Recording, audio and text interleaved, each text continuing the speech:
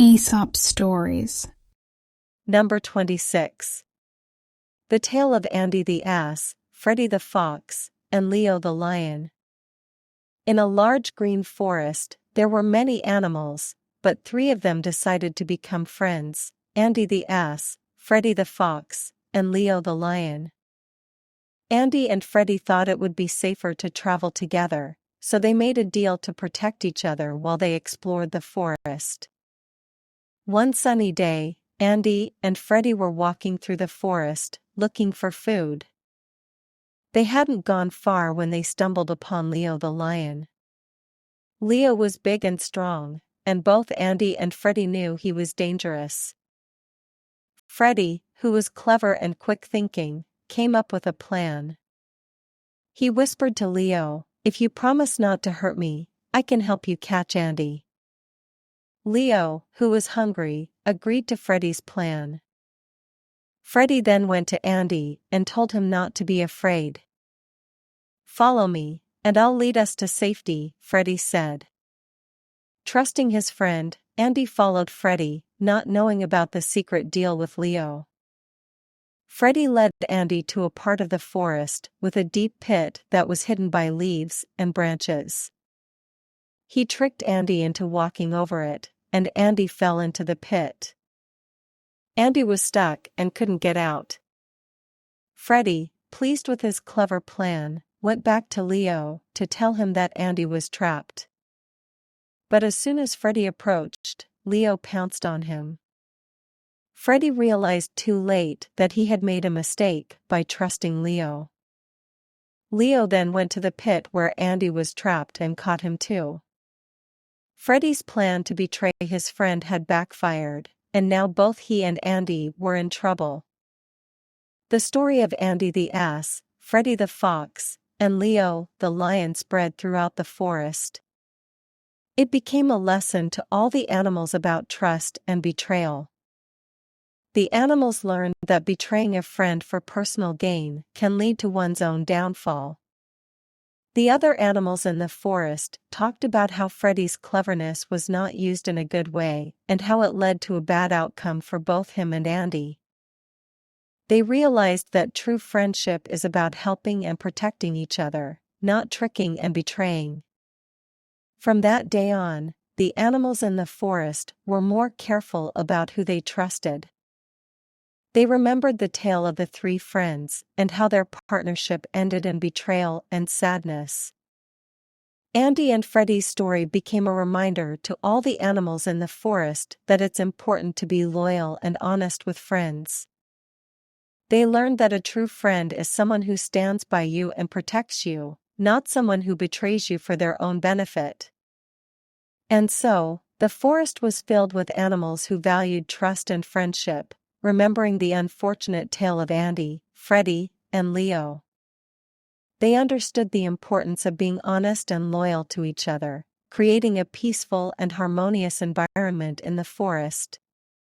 Andy and Freddy's story became a reminder to all the animals in the forest that it's important to be loyal and honest with friends. They learned that a true friend is someone who stands by you and protects you, not someone who betrays you for their own benefit. Number 27. The story of Tina the tortoise and Eddie the eagle. In a peaceful forest near the sea, there lived a tortoise named Tina. Tina was known for her slow pace and sturdy shell. One sunny day, while basking on the warm sandy beach, Tina watched the seabirds fly. She felt sad and started to complain to them. "It's so unfair that I cannot fly like you. I wish someone would teach me." Nearby, an eagle named Eddie was soaring high in the sky. He heard Tina's lament and swooped down to talk to her. "What would you give me if I taught you to fly?" Eddie asked with a curious look in his eyes. Tina thought for a moment and then replied, "I would give you all the treasures from the Red Sea if you could make me fly."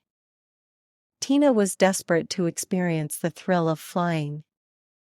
Eddie, intrigued by Tina's offer, agreed to help her. "All right, Tina, I will teach you to fly, he said. He gently picked Tina up in his strong talons and started to ascend towards the clouds. Tina felt excited and a bit scared as they went higher and higher. She had never been this high off the ground before. Suddenly, Eddie let go of Tina. She started to fall rapidly from the sky. As she fell, Tina realized she had made a terrible mistake. Why did I ever wish to fly? I'm a tortoise, not a bird, she exclaimed. She regretted her wish to fly as she wasn't meant to be in the sky. Tina crashed onto a high mountain, and her shell shattered into pieces. In her last moments, Tina understood a valuable lesson. I deserved this fate for wanting something that was not meant for me. I should have been happy with what I had. Eddie watched from the sky with a sad look.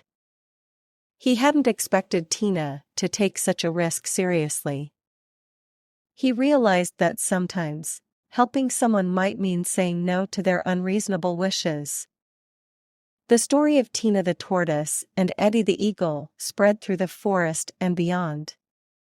It became a lesson to all the animals about being content with who they are and what they have. The animals learned that it's important to appreciate their own abilities and not to desire what others have. They realized that longing for something that goes against their nature could lead to trouble. Tina's story reminded the animals in the forest to be careful about what they wished for. It taught them that not all wishes should come true, as they might lead to one's downfall. From then on, the animals in the forest lived happily, embracing their unique qualities and abilities. They remembered Tina and her unfortunate adventure, understanding the wisdom in being content with their own lives. Number 28. The story of the greedy flies and the jar of honey. In a small cozy kitchen in a big house, there was a jar of honey. One sunny day, the jar accidentally tipped over, and honey spilled all over the table. It wasn't long before a group of flies buzzing around outside smelled the sweet honey. The flies were very excited. "Look at all that honey," they said to each other. They couldn't resist the delicious smell and flew into the kitchen through an open window. They landed on the spilled honey and started to eat. The flies were so happy. They loved the sweet taste of the honey. They ate and ate, not thinking about anything else. But soon, they realized they were in trouble. Their feet were stuck in the sticky honey. They tried to fly away, but their wings wouldn't flap. The more they struggled, the more they got stuck. They were trapped in the honey they had so eagerly wanted. As they were struggling, they started to feel tired and knew they couldn't escape. In their last moments, one of the flies said, "We were so greedy for a little pleasure that we didn't think about the danger. Now, we have lost our lives for it." The flies had learned a hard lesson.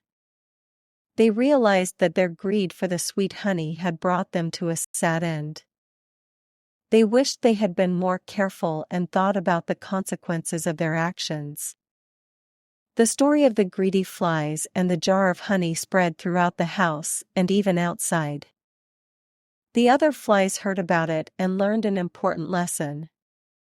They learned that chasing after a small pleasure without thinking can lead to big problems. The kitchen where the honey had spilled became a place where the flies were more cautious. They remembered the story of the flies who had gotten stuck and suffocated in the honey. They learned to think about the consequences before diving into something that seemed good at the moment. The story also taught the other animals and insects in the house and garden. They learned that it's important to control their desires and not to let greed lead them into dangerous situations. The kitchen was cleaned, and the jar of honey was put away securely. But the story of what happened to the flies that day stayed in the minds of all the creatures in the house. They understood that sometimes, what seems like a small and harmless pleasure can turn into a big problem. The flies and other animals lived more wisely from then on. They were careful about where they went and what they did. They remembered the lesson from the flies and the honey jar: pleasure that comes without thinking can lead to pain and trouble. Number 29. The journey of Brian the man and Leo the lion. In a vast and wild forest, there was an unusual pair of friends: Brian, a strong and adventurous man, and Leo, a mighty and proud lion. They decided to travel together through the forest to see who was stronger and braver. As they walked, they talked about their strengths. Brian boasted, "Humans are the strongest creatures. We can outsmart and overpower any animal, even the king of the forest like you, Leo." Leo, with a roar of laughter, disagreed, "No, Brian, lions are the strongest. We are powerful and fearless." Their friendly argument continued as they journeyed through the thick trees and over the hills. Then, they came across a remarkable sight. It was a statue showing a man overpowering a lion. Brian pointed to the statue and said, "Look, Leo. See how strong we humans are? This statue proves that we are more powerful than lions." Leo looked at the statue and thought for a moment. Then he said calmly, "Brian, this statue was made by a man. Of course, it shows the man is stronger. If lions could make statues, you would see a very different scene, with the lion being the victor." Brian paused and considered Leo's words. He realized that the statue only represented one point of view. "You might be right, Leo," Brian admitted. "We all see things from our perspective." As they continued their journey, Brian and Leo discussed how each of them saw the world differently.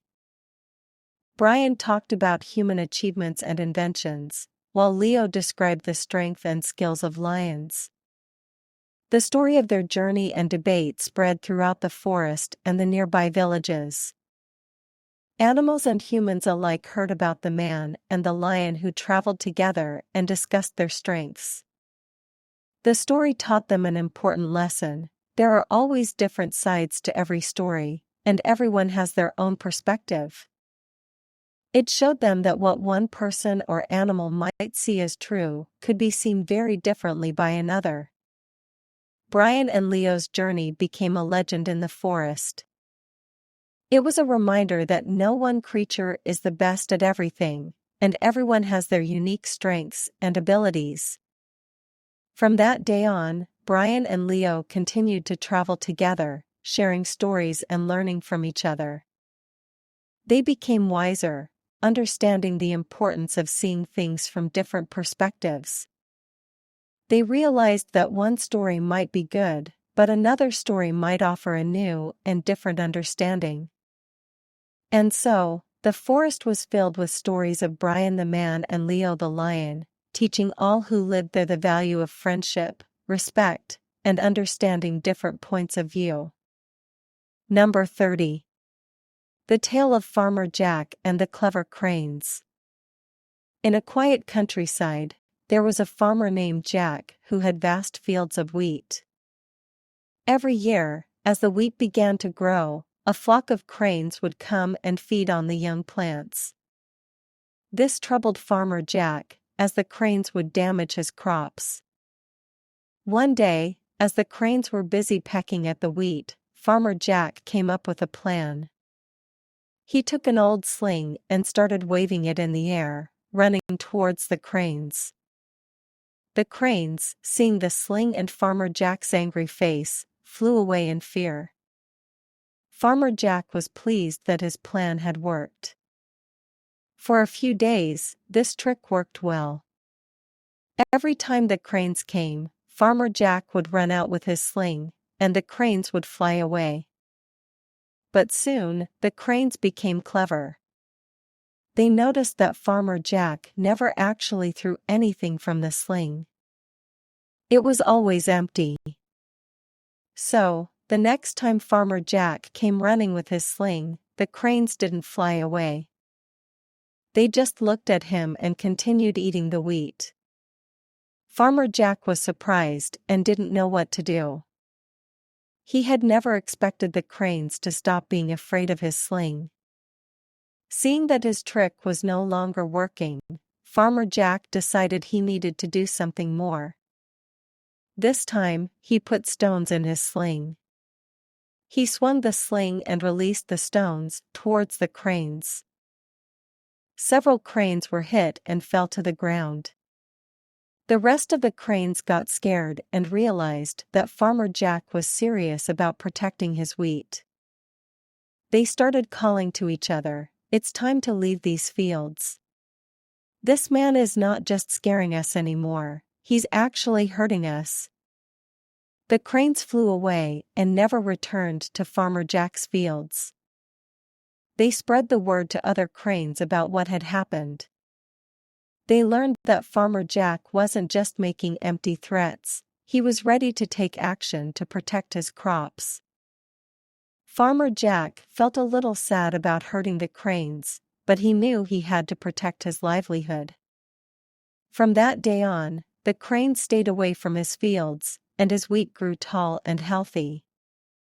The story of Farmer Jack and the clever cranes became a lesson for both the animals and the farmers in the region.